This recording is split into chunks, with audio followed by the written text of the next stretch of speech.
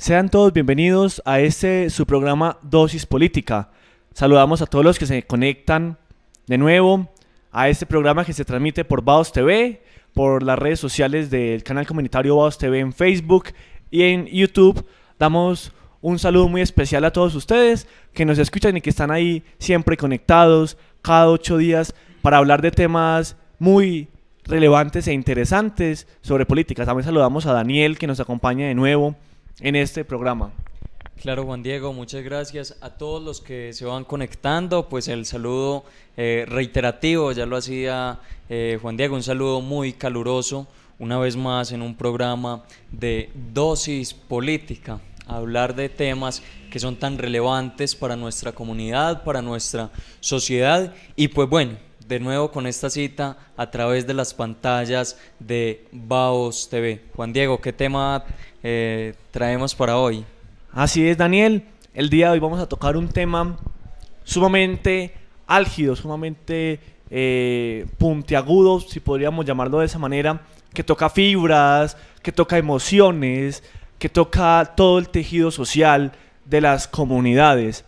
Y lo podemos enmarcar con una frase, Daniel, si me lo permite, y es la deshumanización de las comunidades, y es el tema de la guerra. Daniel, es un tema que es muy amplio, Daniel. Todas las comunidades, todos los países sufren este flagelo de la guerra, de la violencia interna y externa.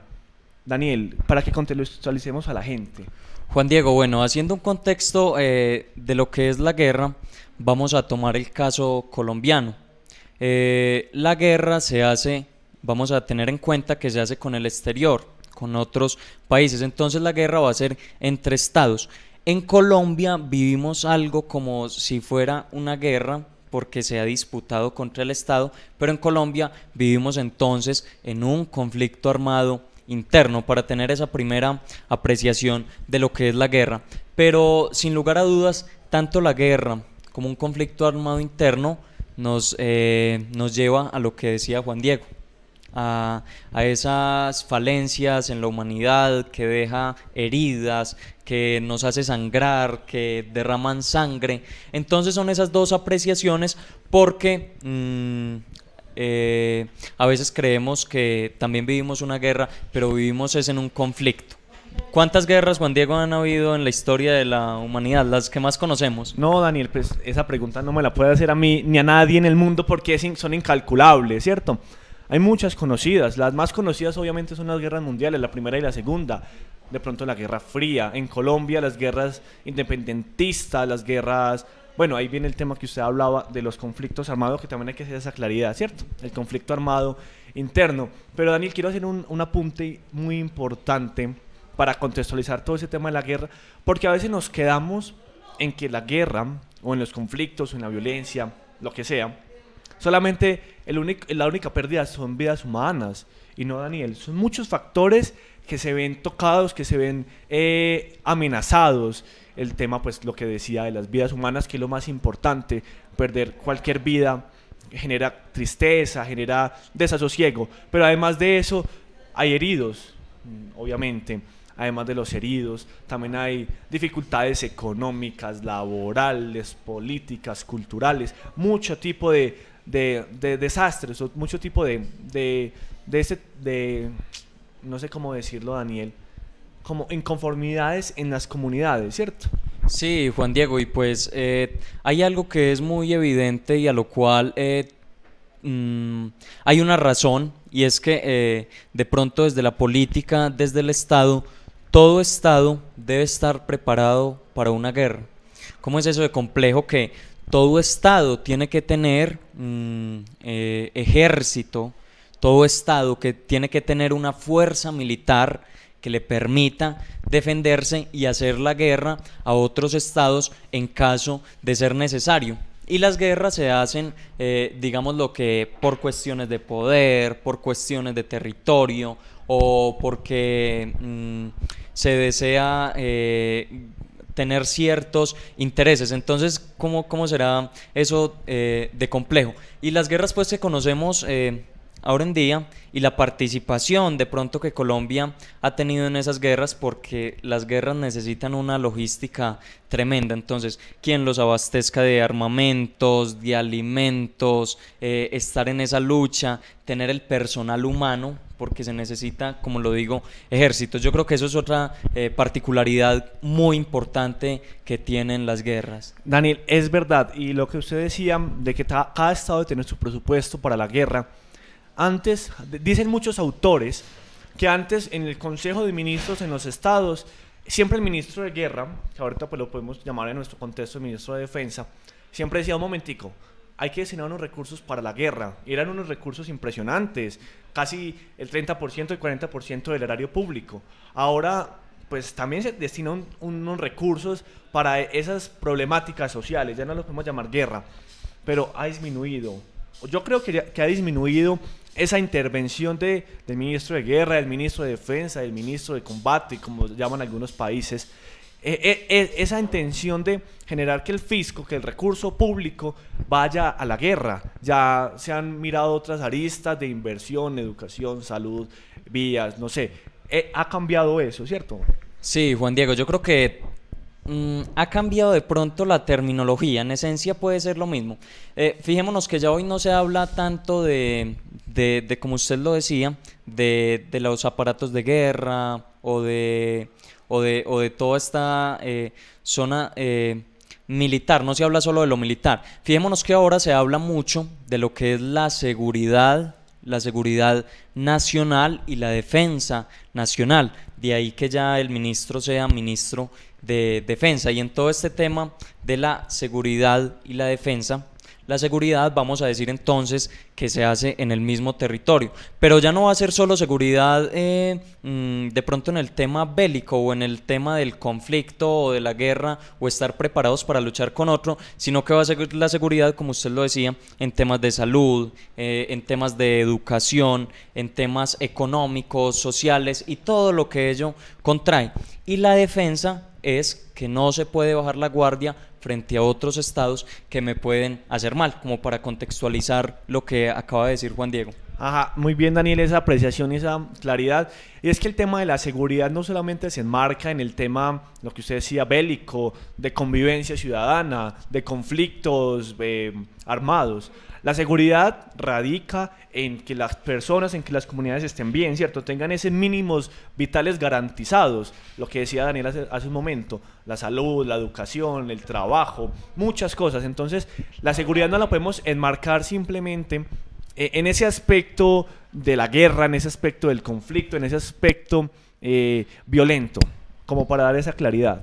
Exacto, Juan Diego. Y pues en todo ya lo hemos dicho, que ya hemos hablado tanto de la figura del Estado, que es eje medular para cualquier país, para cualquier nación, y pues entre eso ya hemos nombrado, Juan Diego, en programas anteriores, que un Estado necesita una población, necesita un territorio, necesita una soberanía y también necesita unos fines y un reconocimiento internacional, que son los puntos pues del Estado. Entonces, en esos fines, su fin es la población y defender el territorio. Entonces, por eso es que se invierten tantos recursos para armar al ejército, para la seguridad y para toda esa seguridad en el sentido multidimensional. Así es, Daniel, y ahí toca un tema muy importante que hablábamos también en programas anteriores, como usted lo decía, y es que un Estado requiere de esos ejércitos, un Estado requiere de esos grupos armados, legales, legítimos, que lo protejan y que protejan a su población y que legitimen su soberanía, porque es muy complicado que un Estado que no tenga ejército, un Estado que no tenga ese grupo que lo defienda, ese grupo armado legal, es muy difícil que legitimen su autoridad y su soberanía en un lugar, ¿cierto?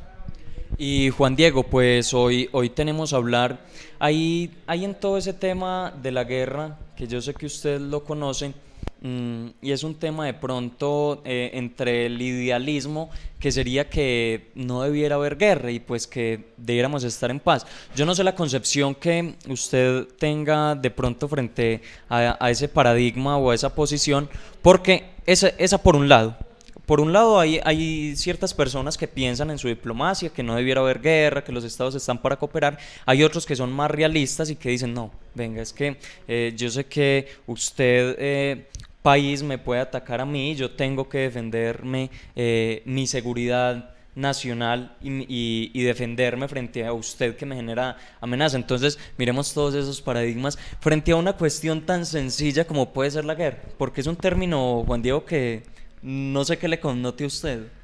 No sé, Daniel, el tema de lo que usted dice, de ese tema idealista, de que los países deben cooperar, que los países deben estar solidarios, deben velar por el bienestar de cada uno de sus coterráneos, hablando de coterraneidad al mundo entero, al planeta, no restringidos a una nacionalidad. Pero ahí viene otro tema, Daniel, que yo creo que es complicado y es oscuro entrar a analizar, y ella es el hombre, el tema del hombre y el egoísmo del hombre, porque las guerras naturalmente se hacen es por ese egoísmo del hombre de abarcar, bueno, en casos, digamos, de territorio, o de conseguir, bueno, el tema de la soberanía, el tema de conseguir más población, mayores riquezas de productos, de artículos, lo que sea. Entonces, ese es un tema que es bien oscuro y es difuso, porque es entrar ya a analizar la perspectiva del hombre, la perspectiva de su egoísmo, de buscar el interés personal y no el interés comunitario. Y se queda ahí en lo que usted dice, Daniel, en ese idealismo, en ese mundo tan magnífico de las ideas, pensar que los humanos, que nuestra condición humana nos permita cooperar, porque indudablemente lo que he venido diciendo, somos seres violentos, y decía un autor muy conocido que el hombre es un lobo para el hombre. Sí, imagínese, entonces en todo eso, Juan Diego, es complicado decir pues que los países se van a unir para cooperar, pero uno sabe que hay intereses debajo, hay intereses de recursos, hay intereses que nos van a generar determinados bienes. Entonces sería complicado pues hablar de esa visión de pronto ideal. Fijémonos que de pronto en las guerras anteriores, sobre todo en lo que fue la Primera y Segunda Guerra Mundial, los países y pues finalmente Alemania, que tiene una realidad muy complicada en esa lucha que se hace de pronto también desde los ideales y desde la cultura, pero finalmente ¿para qué se hizo eso? Para defender ciertos intereses, y lo que dejó eso fue una división de ese país repartido entre los que ganaron. Entonces evidentemente eso va a generar ciertos beneficios. Y Juan Diego, hablamos de que la guerra también se hace por ideologías. Entonces hoy nos damos cuenta que en esta semana pues han surgido unos conflictos, unas guerras, porque se hace entre países. ¿Entre qué países? Azerbaiyán, sí, y Armenia, que se están luchando a esta hora, se están luchando por un tema ideológico. Entonces vea que así surgen estos conflictos y así surgen estas guerras. Temas ideológicos, temas económicos, temas sociales, intereses que van de fondo. Entonces es la realidad en la que vivimos más que en ese ideal. Es correcto, Daniel, y quiero traer a colación un texto, aquí lo pueden ver en pantalla, se llama Homo Deus, es de Yuval Noah Harari, no sé pronunciarlo bien, Daniel, ayúdeme. Y quiero citarlo porque es algo que me parece muy relevante y muy importante, y que podría mostrar a colación para mirar que de pronto esta afirmación no es tan correcta o no es tan acorde a nuestra realidad. Y decía, así lo voy a parafrasear para no leerlo, que en 1910, pues a portas de la Primera Guerra Mundial, se podría hablar de que había paz entre Francia y Alemania. Es porque en ese momento histórico no había guerra. Y decía el autor que ahora en la actualidad podemos decir que hay paz entre Francia y Alemania, es porque en ningún momento es concebible pensar que tuvieran guerra. ¿Cómo así? Lo voy a amenizar. En esa época se decía paz es cuando no hay conflicto. Ahora dice paz es que en ningún momento va a haber conflicto porque esos países están muy bien. Y se habla de términos como Estado amigo. Entonces no sé, Daniel, si es correcto afirmar eso, de decir que ya hemos transigido a evitar la guerra como medio de solución de conflictos, ¿o qué? Sí, Juan Diego, es que tampoco es que nos podemos quedar pues en esa visión de que por todo hay que pelear y que puede ser una amenaza. Vea que terminada la Segunda Guerra Mundial se crea la Organización de Naciones Unidas, que es precisamente ahí donde hay unos tratados, donde hay una declaración de derechos humanos, donde va a decir, no, vea, vamos a hacer esto, ya no nos vamos a matar, y digamos que para eso se crea. Entonces yo creo que con todas esas organizaciones, de pronto la OEA también aplica ahí, todas esas organizaciones que hacen para prevenir que no haya conflicto, porque es que indudablemente las guerras van a dejar desastres, y dejan desastres como ya lo vimos, desastres en todo el sentido de la palabra, porque si nos ponemos a ver todas las atrocidades que se cometen en una guerra, los que luchan la guerra, es complicado, Juan Diego. Entonces yo digo que esos son pequeños acercamientos y pequeños pasos que se hacen en estados que se vuelven aliados y que van a decidir de pronto cooperar ahí en ese imaginario, en ese ideal de ser amigos, existe. Y Daniel, tocas un tema importantísimo, y es que lo podemos ver en pantalla aquí en nuestro fondo, y es quiénes luchan en la guerra, quiénes van al combate. Y vemos aquí en imagen, vemos a 6, 7 personas con distintos uniformes, todos de un mismo país. Vemos la bandera, es de Bolivia, o no sé, tenemos que averiguarla, no sé. Nos queda de tarea. Sí. Pero bueno, no importa la bandera, lo que digo es que todos son de una misma nación, todos tienen uniformes diferentes, todos tienen intereses, defienden intereses diferentes, pero a fin de cuentas o en última instancia, lo que se pretende es, lo que quiere mostrar esta imagen es que todos somos iguales y luchamos por otros ideales, y no tratamos de cooperar, lo que decíamos al principio. Todos somos coterráneos de este mundo. Entonces, ahí viene esa afirmación que dicen que el pueblo es el que pelea, que el pueblo es el que lucha, y los dirigentes y los gobernantes se quedan sentados arriba mirando. No sé, Daniel, ¿qué apreciaciones tiene con esa afirmación? Pues Juan Diego, no, me pone usted en una situación compleja. Yo me atrevo a decir que es cierto que la guerra la luchamos todos, pero insisto, hay que tener una postura, y los gobernantes deben tener una postura y deben estar preparados para la guerra y para aportar en cualquier guerra que les toque. Les toca que aportar militares, les toca que aportar hombres, los tiene que armar, y si tiene que ir a la guerra para defender sus intereses nacionales, lo tiene que hacer.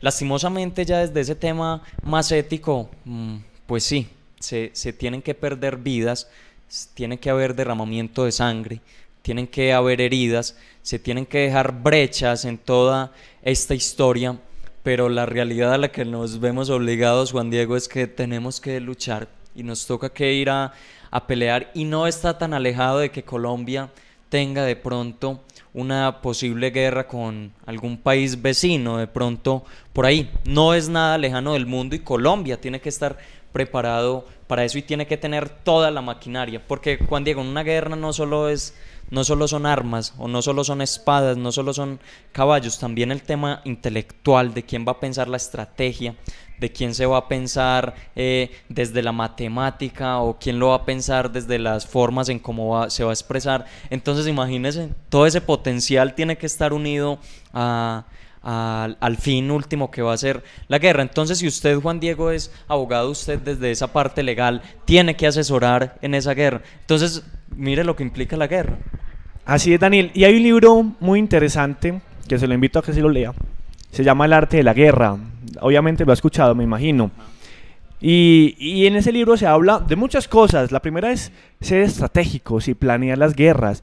El ganador no es el que tiene más, el que mata más gente, sino el que la planea, el que antes de ir a la guerra tiene esa estructura bélica, esa organización, no solamente el tema de las armas, sino que tiene todo meticulosamente planeado.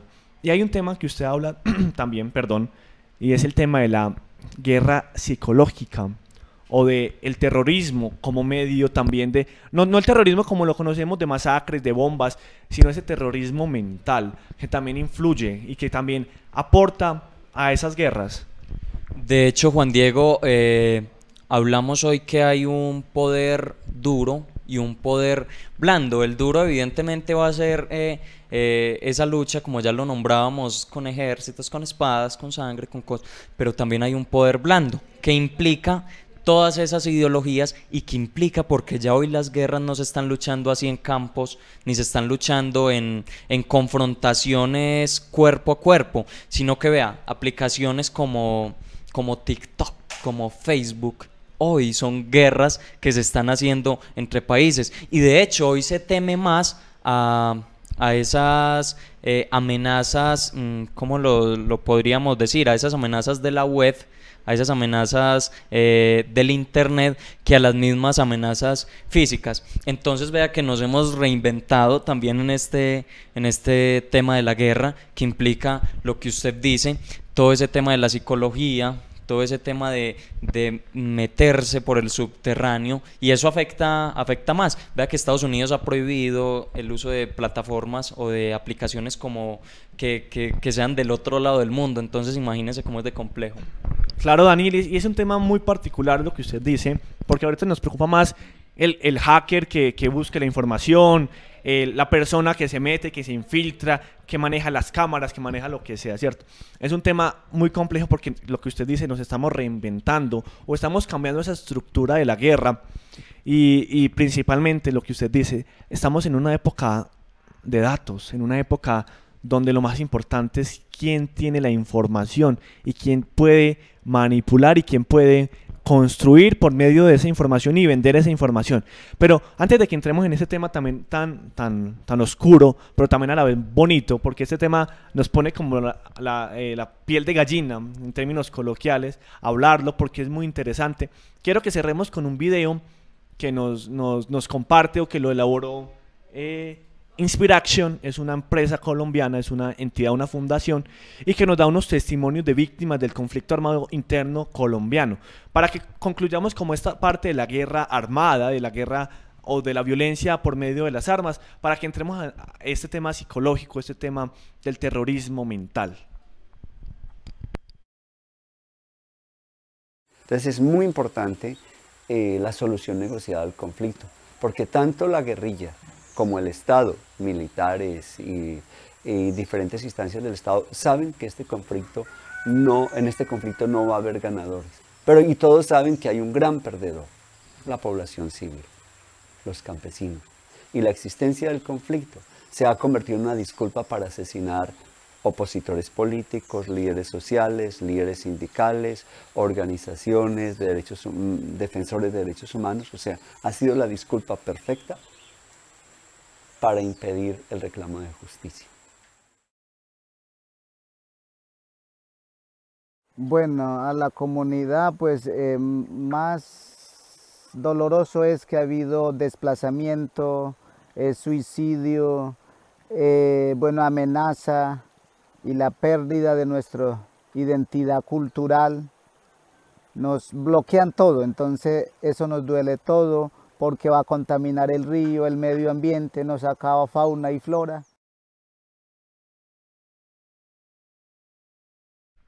Bueno, ahí vemos cómo se dejan consecuencias de pronto de ese conflicto interno, de esa guerra interna que vive el Estado colombiano y que afecta en todo su esplendor, fauna, flora, que afecta la parte social, que afecta la parte económica, las familias, que hay migraciones, desplazamientos, que lastimosamente hay que poner vidas humanas y hay que derramar sangre porque, pues yo no sé, el caso colombiano es muy complicado porque ni siquiera sabemos por qué luchamos, ni siquiera sabemos quién lucha contra quién, sino que finalmente, pues así nos toca. Es un conflicto extraño, Juan Diego. Es muy complicado, Daniel, lo que usted dice, porque no se sabe por qué luchamos, no se sabe por qué estamos ahí en ese campo de batalla. Y es muy complicado entender ese contexto histórico o ese contexto violento de Colombia, porque somos volubles, y no solamente los colombianos, sino toda la humanidad. Pero un momento estamos aquí, otro momento estamos allá. y tratamos de defender ideales que ni entendemos, tratamos de defender ideales que porque nos parecen muy bonitos, porque son discursos retóricos que no tienen nada de fondo, porque son discursos que conmueven y que llevan masas. Un discurso en una plaza donde llegue y toque sentimientos, donde llegue y toque las emociones, lo que hace es decirle, bueno, armémonos de una vez, y donde un discurso así retórico, la gente se sienta conectada, la gente lucha, sin saber por qué, sin saber para qué, ni saber cómo, pero lo hace. Sí, Juan Diego, la gente lucha y hoy Colombia no sabe qué es más caro, si sostener una guerra o sostener una paz, porque de pronto en los pasos que se han hecho años anteriores y periodos anteriores, pues los gobiernos tienen que echarse la mano al bolsillo y el bolsillo ya no tiene plata, porque además estamos en un déficit económico súper complejo. Entonces eso juega mucho de los discursos, de la economía y todas esas cosas. Pues ahí estamos, ha sido un conflicto largo, pues porque ya lleva varias décadas y va ahí, no sabemos, hay incertidumbre, Juan Diego, todavía hoy. Es que Daniel es complicado, pero yo creo que la respuesta clara es que es más costosa la guerra, más costosa la guerra que invertir en la paz, en la educación, en la salud. Es más costosa la guerra, indudablemente. Lo que sí debemos tener claro es que con la guerra se detiene el desarrollo económico, pero también hay un desarrollo de infraestructura, un desarrollo, no sé, de vías, porque necesitan que el armamento pase. Hay un desarrollo mayor, pero también hay un estancamiento del desarrollo. ¿O qué cree usted? Juan Diego, pero ¿desarrollo para quién? Porque el desarrollo pues para los más hacendados, porque en Colombia ha sido las tierras por las que se ha luchado, y tener esas tierras que ya hoy los campesinos que fueron desplazados ahí, pocos la han podido reclamar. Entonces eso en manos de quién queda, de alguna de las dos partes. Y ahora bien, pues imaginémonos el conflicto donde necesita recursos, pero estos recursos también son ilegales, narcotráfico, secuestro. Imagínese entonces ahí nos hacemos la pregunta, ¿desarrollo para quién? Pues claramente es para las cúpulas, porque es que tampoco un conflicto pues se va a inventar así como así. Eso como la guerra tiene ciertos beneficios, y beneficios pues que evidentemente económicos muy buenos, diría uno. Es que yo creo, Daniel, que la pregunta correcta hubiera sido: ¿qué trae mayores beneficios para los gobiernos o para la cúpula o para ese elitismo? Si las guerras o la paz, ¿qué mayor beneficio trae para ellos? Y lo que ahí dice usted, si trae mejores beneficios el tema del conflicto, el tema de las guerras. Y decía en el video el sacerdote, decía que en estos conflictos también se aprovecha para excederse, y en razón de ese conflicto se cometen atrocidades, matan personas que luchan por derechos humanos, que buscan la paz, que buscan, o no simplemente derechos humanos, sino el simplemente opositor. Entonces, los conflictos también traen esos beneficios, lo que usted decía, pero para esas personas que de verdad sí les tienen ese elitismo. Sí, Juan Diego, y yo creo que con eso podemos ir cerrando el día de hoy. Yo creo que una conclusión a la que podemos llegar es que hay que optar por la paz.